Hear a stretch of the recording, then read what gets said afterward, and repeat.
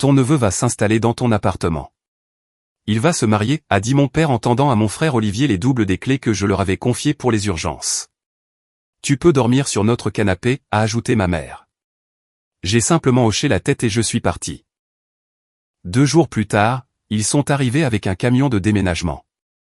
Le gérant de l'immeuble les a arrêtés, cette propriété appartient à une SCI.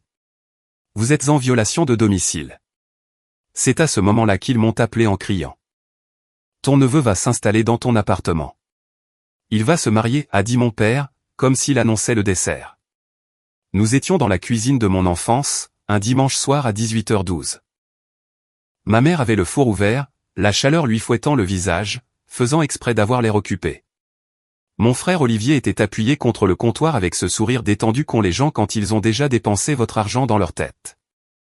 Papa a brandi un petit trousseau de clés, mes clés, sans même être subtil, le même double que je leur avais confié 3 ans plus tôt quand j'ai acheté le logement.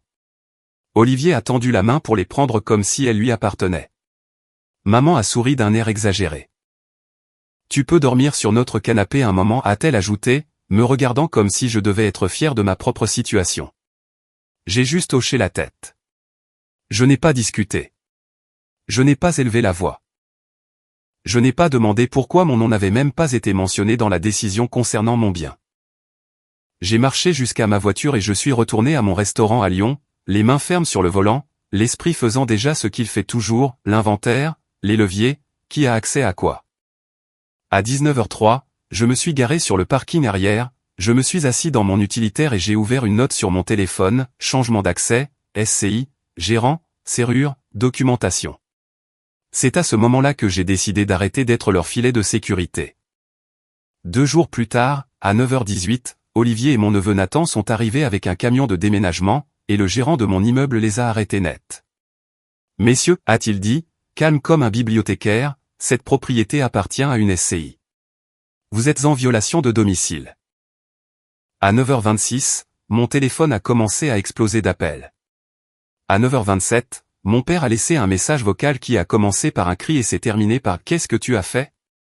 Et à 9h28, j'ai fixé l'écran et réalisé une chose simple. Dans leur version de l'histoire, j'étais l'obstacle. Dans la mienne, j'étais le propriétaire. Pas de vengeance, juste des limites. Je m'appelle Bastien. J'ai 41 ans. Je suis chef cuisinier, ce qui signifie que je travaille pendant que les autres mangent, font la fête, se détendent ou font semblant que leurs choix n'ont pas de conséquences. Je suis chef exécutif pour un groupe de restauration de taille moyenne dans la région lyonnaise, 6 établissements. Je dirige 2 cuisines et je suis consultant pour l'élaboration des menus des autres. Mon titre est chic. Mon travail ne l'est pas. Mes journées commencent à 9h30 et se terminent lorsque la dernière liste de préparation est achevée, que la ligne est nettoyée et que la dernière question rapide a trouvé réponse. Je suis le gars qui sait où se trouve la boîte de gants supplémentaires et comment réparer la chambre froide quand elle commence à faire un bruit anormal. En dehors du travail, je suis le gars des tableurs, celui qui lit les contrats, qui configure les prélèvements automatiques, qui pense, si nous planifions mieux, ce ne sera pas stressant. Et dans ma famille, cela s'est traduit par un rôle différent. Je n'étais pas Bastien. J'étais Bastien va s'en occuper. Olivier a 2 ans de moins que moi. Il est charmant par à coup. Il est doué pour les grandes promesses et terrible pour les tenir. Il a été entre 2 opportunités tellement de fois que c'est pratiquement sa marque de fabrique. Nathan est le fils d'Olivier. Il a 24 ans maintenant, ce n'est pas un mauvais gamin au fond, mais il a grandi en regardant son père se faire secourir. Alors pour lui, être secouru semble normal, comme la gravité. Mes parents nous aiment tous les 2. Je le crois, mais ils ne respectent que l'un d'entre nous. Devinez lequel. Quand j'avais 33 ans, j'ai divorcé. Rien de dramatique, pas d'infidélité, juste un lent éloignement, des vies différentes. J'ai racheté la part de mon ex dans notre appartement et j'ai emménagé dans un endroit plus petit au-dessus de mon premier restaurant. 1 an plus tard, j'ai acheté un petit immeuble de 4 logements, un de ces vieux bâtiments en pierre avec des escaliers qui craquent et une structure solide. Ce n'était pas glamour. C'était intelligent. Prix d'achat, 560 000 €. Acompte, 112 000 €. Hypothèque, 448 000 € à 3,75%, fixe sur 30 ans. Paiement mensuel avec compte de garantie, 2750 €. 3 unités louées, une unité que j'ai gardée vide comme option pour l'avenir, un bureau, un point de chute pour quand je serais fatigué du bruit du restaurant, un endroit où le silence était permis. Ce logement vide est devenu le centre de l'imagination de ma famille. Quand je l'ai acheté, mon père m'a tapé sur l'épaule et a dit « Regarde-toi. Tu es à l'abri ». Ma mère a dit « Tu es tellement responsable ». Olivier a dit « Mec, ça doit être sympa ». Ça a commencé doucement, comme toujours. Nathan peut-il dormir là-bas un week-end? Il a un entretien. Il ne peut pas se payer l'hôtel. Juste jusqu'à lundi. J'ai dit oui. J'ai donné à mes parents un double des clés pour les urgences car mon père aimait vérifier l'endroit, et cela semblait plus facile que de se disputer. Le premier week-end s'est transformé en 3. Puis Nathan a eu un nouveau travail et a eu besoin d'un mois pour faire des économies. Ensuite, Olivier s'est disputé avec sa petite amie et a eu besoin d'une pause.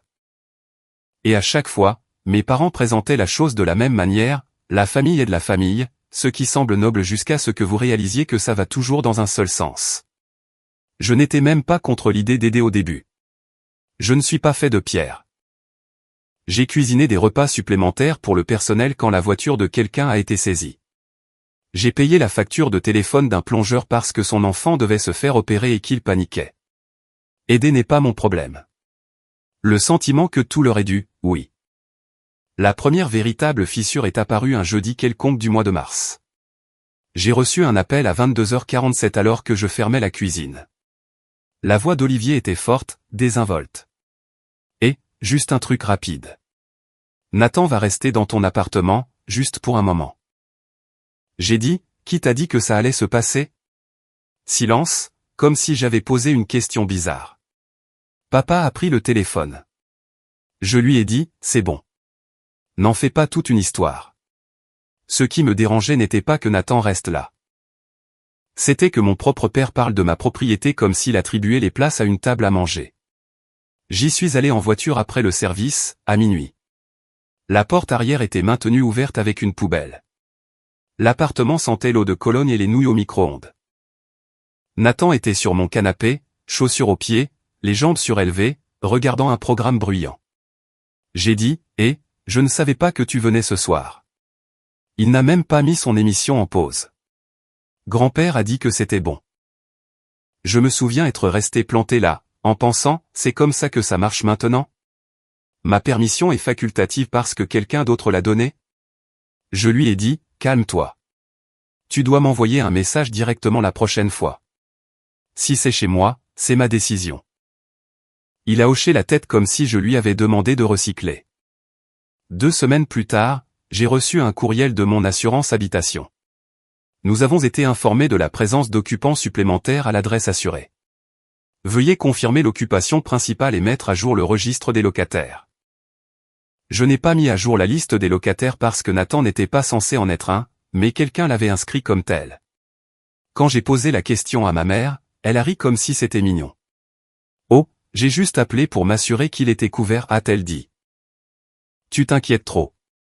J'ai ouvert mon ordinateur portable ce soir-là et j'ai créé un dossier, accès et occupation du bâtiment, capture d'écran, courriel, date, heure. Parce que voici ce que personne ne vous dit sur le sans-gêne familial, il prospère dans le flou.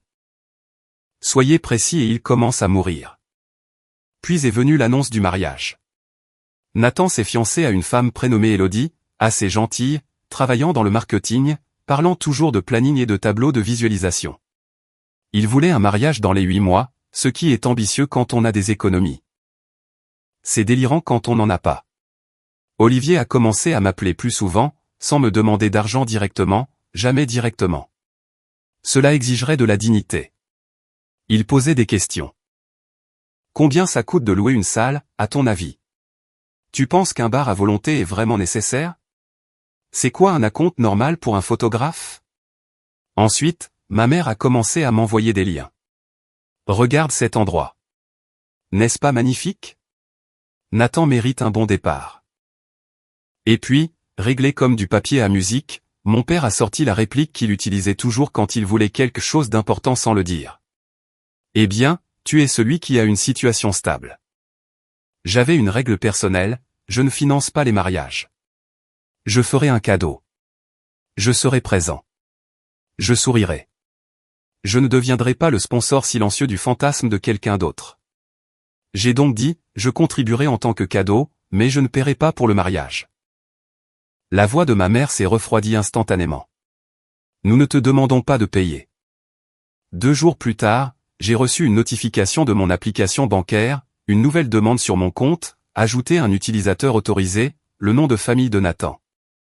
Je l'ai fixé comme si c'était une farce. J'ai appelé ma banque immédiatement. Le conseiller semblait inquiet. Monsieur, quelqu'un a tenté d'ajouter un utilisateur en se servant de vos questions de sécurité personnelle. Ils avaient le nom de jeune fille de ma mère. Ils avaient ma première voiture. Ils avaient la rue où j'ai grandi parce que ma famille avait ces informations. J'ai tout changé ce soir-là, les mots de passe, les questions de sécurité, l'authentification à 2 facteurs. J'ai gelé mon crédit. Je ne leur ai rien dit, pas encore, parce que le schéma était désormais évident. Ils n'oubliaient pas de me demander. Ils testaient les limites de ce qu'ils pouvaient prendre sans autorisation. Et si je ne fixais pas de limite, elles seraient fixées à ma place. L'appartement est devenu un sujet de conversation à chaque réunion de famille. Lors d'un repas de famille un dimanche de juillet, ma tante a demandé, « Alors Bastien, es-tu impatient d'accueillir les enfants chez toi ?» J'ai dit, « Les enfants ?» Ma mère est intervenue. « Oh, tu sais, Nathan et Élodie vont probablement commencer là-bas, juste le temps de s'installer. » Je l'ai regardée. Ce n'est pas au programme. Elle a cligné des yeux, offensée. Eh bien, c'est logique. C'était encore là. C'est logique. Pas pouvons-nous en parler? Pas l'envisagerais-tu? Juste, c'est logique. Dans leur version de l'histoire, mes ressources étaient les ressources de la famille. Dans la mienne, mes ressources étaient le résultat de semaines de 70 heures, de mains brûlées, de week-ends manqués et de refus à des choses auxquelles ils disaient oui. L'érosion n'était pas seulement financière. Elle était personnelle. C'était la façon dont mon père me présentait aux gens. Voici Bastien. Il possède un immeuble. Pas voici Bastien, il est chef cuisinier. Comme si le bâtiment était mon identité. Comme si le bâtiment était la seule raison pour laquelle j'étais utile. C'était la façon dont Olivier parlait de l'appartement comme s'il était déjà attribué. On le repeindra après le mariage. On achètera de nouveaux meubles. On changera les serrures. Il a dit ça avec désinvolture lors d'un déjeuner tardif. J'ai posé ma fourchette. Pourquoi changeriez-vous les serrures? Olivier a souri, pour la sécurité. Tu sais, nouveau chapitre. Ma mère a hoché la tête. C'est normal, chérie. J'ai senti quelque chose s'éteindre dans ma poitrine. Je n'étais pas en colère. Je n'étais pas cruel. J'en avais juste fini.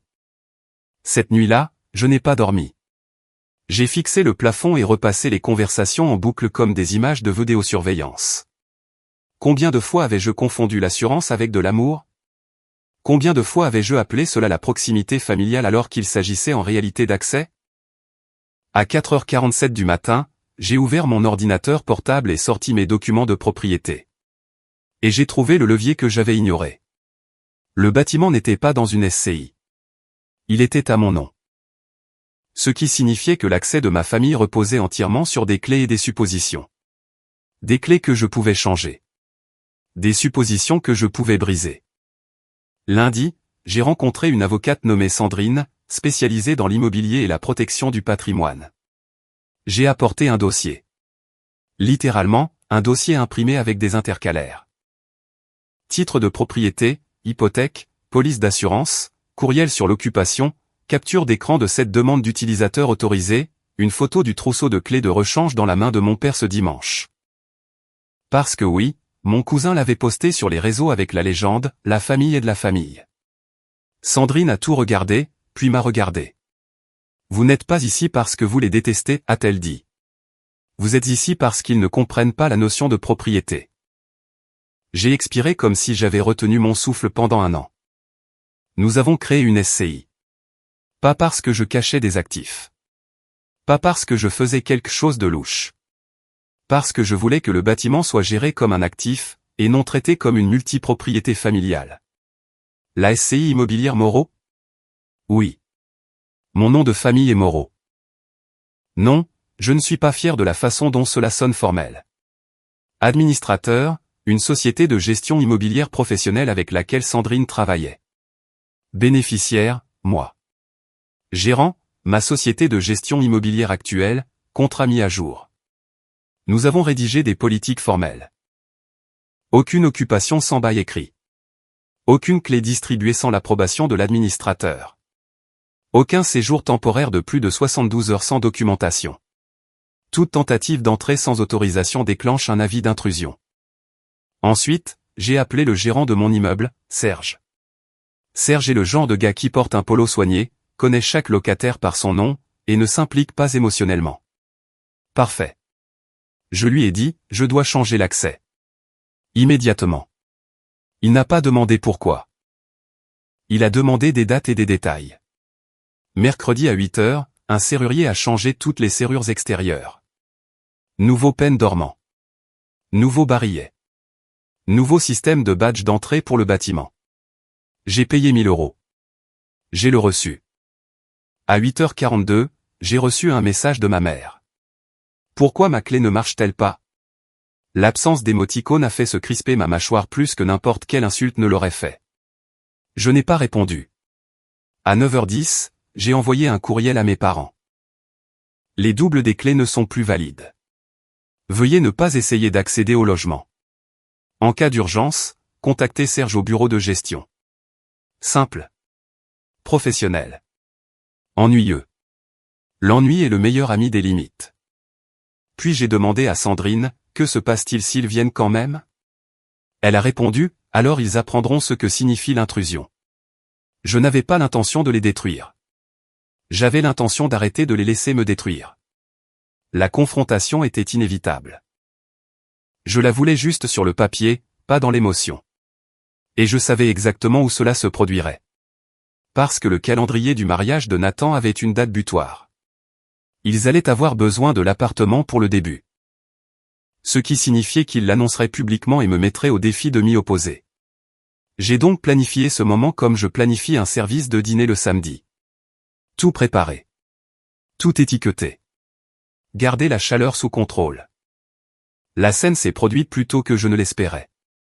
2 jours après l'incident des clés chez mes parents, Olivier m'a appelé. Il n'a même pas fait semblant de prendre des nouvelles. Et, a-t-il dit, nous installons Nathan chez toi vendredi. J'étais debout dans mon bureau au restaurant, fixant le planning de préparation. J'ai dit, non, vous n'allez pas le faire. Il a ri comme si je racontais une blague. Mec, papa a déjà dit oui. J'ai fait une pause. Pas pour faire de la mise en scène. Pour m'assurer que ma voix restait posée. Olivier, papa n'en est pas le propriétaire. Son ton s'est aiguisé. Alors tu vas vraiment faire ça? À la famille? J'ai dit, je ne fais rien à personne. Je gère ma propriété. Il a raccroché. Vendredi matin à 9h18, Serge m'a appelé. Bastien, a-t-il dit, il y a un camion de déménagement devant l'immeuble. 2 hommes. L'un d'eux dit qu'il est le père du locataire. J'ai demandé, ont-ils un bail? Serge n'a même pas fait de pause. Non. J'ai dit, alors suis le protocole. Je l'ai entendu expirer. Compris. Je suis resté en ligne. J'ai entendu des voix en arrière-plan. La voix d'Olivier, forte, exigeante. La voix de Nathan, nerveuse, essayant d'arranger les choses. Une troisième voix, celle de mon père, arrivant en retard et agissant comme s'il était aux commandes. Puis Serge a parlé, calme et clair. Messieurs, cette propriété appartient à une SCI. Je ne peux pas autoriser l'entrée sans autorisation. Vous êtes en violation de domicile. Olivier a répliqué, c'est l'immeuble de mon frère. Il a dit que nous pouvions le faire. Serge l'a interrompu. Pas de façon impolie. Fermement. J'ai les instructions écrites de l'administrateur. Si vous ne partez pas, j'appellerai la police pour un constat d'intrusion. Ensuite, la voix de mon père, en colère. Passe-moi Bastien au téléphone. Serge a répondu, il n'est pas tenu de vous parler. Mon téléphone a vibré. Appel. Messages vocaux. Message. Papa, appelle-moi maintenant. Maman, qu'est-ce qui se passe? Olivier, tu es vraiment malade. Je n'ai pas répondu pendant que j'étais encore en ligne avec Serge. J'ai attendu que le camion de déménagement commence à reculer. Serge a dit doucement, ils partent. J'ai dit, merci. S'il te plaît, envoie-moi le résumé de l'incident par courriel. Déjà en train de le rédiger, a-t-il répondu. À 10h06, mes parents sont arrivés à mon restaurant. Pas dans la salle à manger. Ils sont entrés par l'arrière comme s'ils étaient aussi les propriétaires des lieux. Ma sous-chef, Laura, m'a regardé avec ce visage qui disait « Est-ce qu'on appelle quelqu'un ?» Je lui ai dit « Donne-moi 5 minutes. » Nous sommes allés dans mon petit bureau. Mon père ne s'est pas assis. Il est resté debout au-dessus de mon bureau comme s'il était sur le point de me virer de ma propre vie. « Qu'est-ce que tu as fait ?» a-t-il exigé. J'ai dit « J'ai protégé ma propriété. » Les yeux de ma mère étaient déjà humides. « Bastien, pourquoi te comportes-tu comme ça ?» Cette phrase. Pourquoi te comportes-tu comme ça? Comme si je m'étais réveillé et avais décidé de devenir difficile pour m'amuser. Olivier a fait irruption après eux. Nathan n'était pas là. Gamin intelligent. Olivier m'a pointé du doigt. Tu as embarrassé papa devant tout le monde. Je l'ai regardé. Personne n'a été embarrassé. Ils ont été empêchés d'entrer dans une propriété qu'ils ne possèdent pas. Papa a tapé du poing sur mon étagère. Pas violemment. Juste bruyamment. Nous t'avons élevé, a-t-il dit. Et c'est comme ça que tu nous remercies? Je me suis adossé à ma chaise. Ce qui m'a dérangé, ce n'est pas que vous demandiez de l'aide, ai-je dit. C'était que vous donniez quelque chose qui n'est pas à vous. Maman a chuchoté, ce n'était qu'un appartement. J'ai hoché la tête. Exactement. Juste un appartement. Et vous n'avez quand même pas pu respecter une seule limite autour de cela. Olivier s'est moqué. Et alors? Tu as créé une SCI maintenant? Tu te prends pour un milliardaire? J'ai ouvert le tiroir de mon bureau et j'ai sorti un dossier. Sandrine m'avait dit de faire simple. Alors je l'ai fait. J'ai glissé une page sur le bureau. Certificat de SCI. Puis une autre. Accord de gestion immobilière. Puis une autre. Avis de protocole d'intrusion. Les yeux de mon père ont suivi les papiers. Son visage a changé au ralenti. Pas de la culpabilité. Pas de la compréhension. Du calcul. Maman a lu la première ligne et a levé les yeux. Tu as fait ça dans notre dos. J'ai dit, je l'ai fait parce que vous preniez des décisions dans le mien. Olivier a eu un rire sec. C'est mesquin. J'ai secoué la tête. Ce n'est pas mesquin. C'est structuré. Papa a essayé une nouvelle approche. Plus douce. Bastien, Nathan commence sa vie. Tu as 4 logements. Tu n'utilises même pas celui-là. J'ai dit, je ne dois mon espace inutilisé à personne. La voix de maman s'est brisée. Alors, où sont-ils censés aller? Je n'ai pas mordu à l'hameçon. Je n'ai pas discuté de leurs options. J'ai juste dit la vérité. Ils devraient louer un endroit comme des adultes. Où vous pouvez les aider. Vous avez proposé le canapé. Olivier a rétorqué, c'était temporaire. Je l'ai regardé. Le séjour de Nathan dans mon appartement l'était aussi. Jusqu'à ce que ça ne le soit plus. Silence.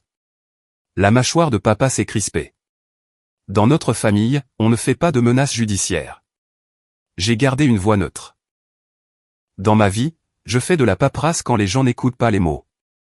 Olivier s'est penché en avant. Alors tu vas vraiment laisser ton neveu commencer son mariage sur un canapé? J'ai croisé son regard. Calme. Bien, ai-je dit. Alors va les rejoindre. Il a cligné des yeux comme s'il n'avait jamais entendu quelqu'un dire non sans s'excuser. Je me suis levé et j'ai ouvert la porte de mon bureau. Nous avons terminé, ai-je dit. Ne venez plus sur mon lieu de travail. Si vous voulez parler, vous m'envoyez un courriel. Papa m'a regardé comme s'il ne me reconnaissait pas. Peut-être que c'était le cas. Parce que l'ancienne version de moi aurait cédé à cet instant précis. Mais je n'étais plus ce gars-là. Pas de vengeance, juste des limites. Les 72 heures suivantes ont été une compilation des plus grands succès de la manipulation. La colère d'abord. Olivier a envoyé 23 messages d'affilée. Tu es mort pour moi. La tension artérielle de papa est élevée à cause de toi. Tu as toujours cru que tu étais meilleur que nous. Tu pourrais régler ça avec un seul appel. Puis la culpabilité. Ma mère a laissé un message vocal à 23h38 en chuchotant comme si elle était dans un hôpital. Je ne sais plus qui tu es, Bastien. Ensuite la pitié. Papa m'a envoyé par courriel une photo de lui assis à la table de la cuisine avec une note manuscrite. La famille est tout ce que nous avons. Aucune excuse. Aucune reconnaissance. Juste un slogan. Puis la campagne de dénigrement, légèrement déguisée en inquiétude. Ma tante m'a envoyé un message. Est-ce que ça va? Ta mère dit que tu fais une dépression. J'ai répondu par une seule phrase. Je vais bien. S'il te plaît, ne me contacte pas à ce sujet.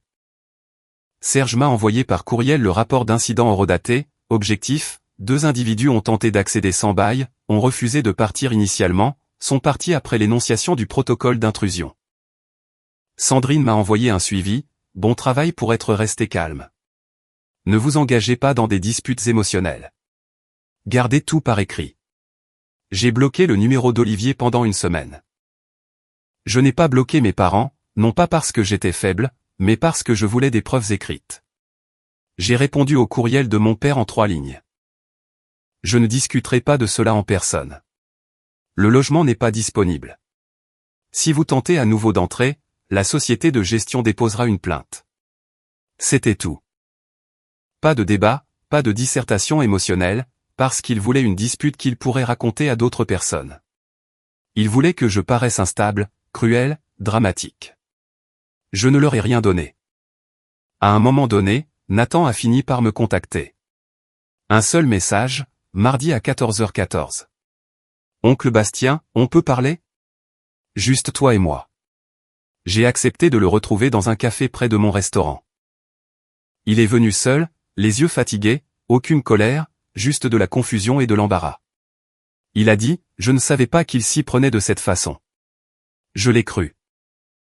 Je lui ai dit, si tu veux un appartement, je t'aiderai à en trouver un. Je relirai même le bail. Je te dirai quelles cautions sont normales, quels frais sont des arnaques, mais tu ne commences pas un mariage en prenant quelque chose qui ne t'appartient pas. Il a dégluti. Papa a dit que tu avais promis. J'ai dit, j'ai promis à tes grands-parents un double des clés pour les urgences. C'est tout. Il a hoché la tête lentement, comme un enfant réalisant qu'une histoire était fausse. Est-ce que tu coupes les ponts avec tout le monde, a-t-il demandé. J'y ai réfléchi. J'ai répondu, je coupe l'accès, pas l'amour. S'ils peuvent respecter cela, nous pourrons avoir une relation. Il n'a pas répondu tout de suite. Puis il a dit doucement, je ne crois pas qu'il sache comment faire. C'était peut-être la chose la plus triste que quelqu'un ait dite dans tout ce gâchis.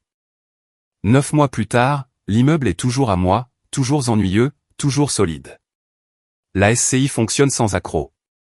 Les locataires paient leur loyer via le portail. Les demandes d'entretien sont gérées sans coup de fil à ma mère. J'ai rénové le logement vide pour en faire un petit bureau et un endroit où je peux décompresser après de longues gardes. Nouveau bureau, canapé simple, un tourne-disque bon marché trouvé en ligne pour 80 €. Je m'y assieds certains soirs avec une bière et je laisse le silence être le silence. Mes finances sont plus saines, aussi. Plus de lignes de dépenses d'aide familiale déguisées en gentillesse. Plus de demandes d'accès inattendues. Plus d'appels de panique pour simplement boucler le budget du mois. Olivier et moi ne nous parlons pas. C'est son choix. Mes parents envoient de temps en temps un message neutre sur la météo ou les fêtes, comme si de rien n'était. Dans leur version de l'histoire, je les ai trahis. Dans la mienne, j'ai cessé de participer à un système où mon rôle était d'être une ressource, pas une personne. Voici ce que j'ai appris concrètement. Si quelqu'un peut donner ce qui vous appartient sans demander, il ne considère pas que c'est à vous. Et s'il ne considère pas que c'est à vous, il ne le respectera pas jusqu'à ce que la paperasse l'y oblige. Je ne suis pas fier d'en être arrivé là, mais je suis fier de ne pas avoir explosé. Je n'ai pas supplié. Je ne me suis pas donné en spectacle. J'ai simplement changé les serrures, changé la structure, et j'ai continué à avancer dans ma vie un jour à la fois. Pas de vengeance, juste des limites. Si vous avez été le pilier stable de votre famille, vous savez déjà que la stabilité attire les mains. Votre travail consiste à décider quelles mains ont le droit de s'y accrocher. Commentaire, j'ai beaucoup réfléchi à cette histoire et elle m'a vraiment touché. Ce qui m'a marqué le plus, c'est la force qu'on trouve quand on décide enfin de poser des limites claires. On peut rester une personne bienveillante tout en protégeant son espace et son énergie. Dire non n'est pas un manque de gentillesse, c'est un acte de respect envers soi-même. Choisir sa propre paix intérieure demande du courage, mais cela guérit profondément. Je vous invite à prendre un instant pour observer vos propres relations avec honnêteté. Avez-vous déjà senti qu'il était temps de remettre de l'ordre dans ce qui vous appartient? La vraie responsabilité commence au moment où l'on arrête de porter ce qui ne nous revient pas. Chaque fois qu'on choisit le calme plutôt que la tension, on avance vers une vie plus légère. Si vous avez aimé, n'oubliez pas de laisser un commentaire et de soutenir la chaîne en vous abonnant. À bientôt pour les prochaines stories.